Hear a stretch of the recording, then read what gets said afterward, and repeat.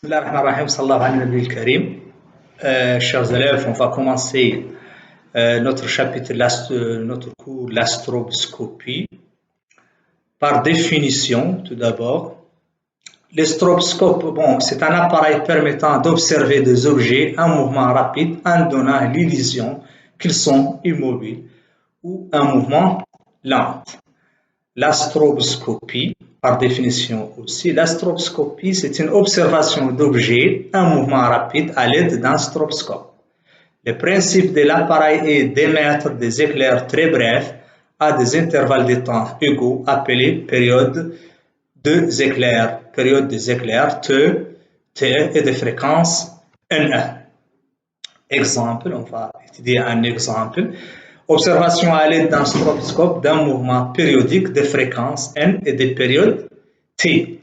Comme exemple sur ce mouvement d'un disque blanc portant une tache noire.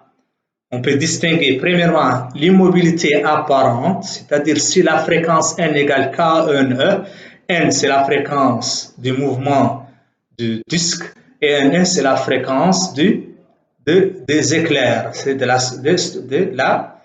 l'astroboscopie. Si N égale KNE, bien sûr T égale KNT, K un entier naturel, la tâche semble immobile et unique. On observe une tâche semble immobile et unique. C'est l'immobilité apparente.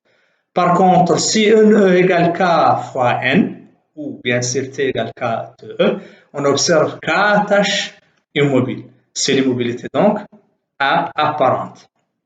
Deuxième chose, c'est le mouvement ralenti. Si la fréquence N du mouvement et la fréquence du stroboscope sont voisins, on peut distinguer deux cas. Le premier cas, le mouvement ralenti indirect, ralenti direct, c'est-à-dire dans le sens direct, si N légèrement supérieur à NE, donc la tâche a effectué un tour plus une fraction du tour, on observe dans ces cas un mouvement dans le sens on observe dans ce cas un mouvement dans le sens direct de fréquence apparente NA égale N moins NE.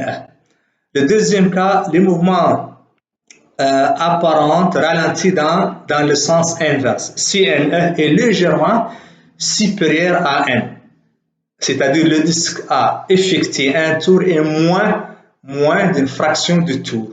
Donc il semble donc que le disque tourne même dans le sens, il semble que le disque tourne dans le sens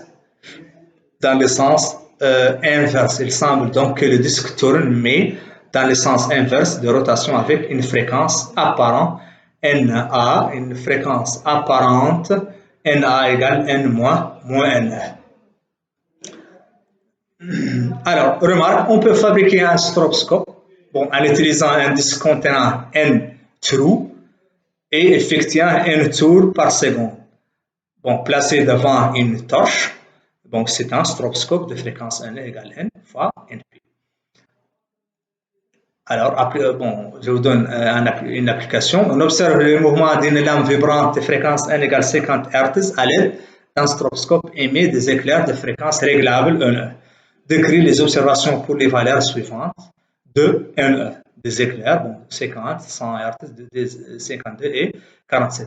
On va observer le mouvement d'une lampe vibrante de fréquence N égale 50 en utilisant un appareil de stroboscope de fréquence 50 ou 100 ou 52.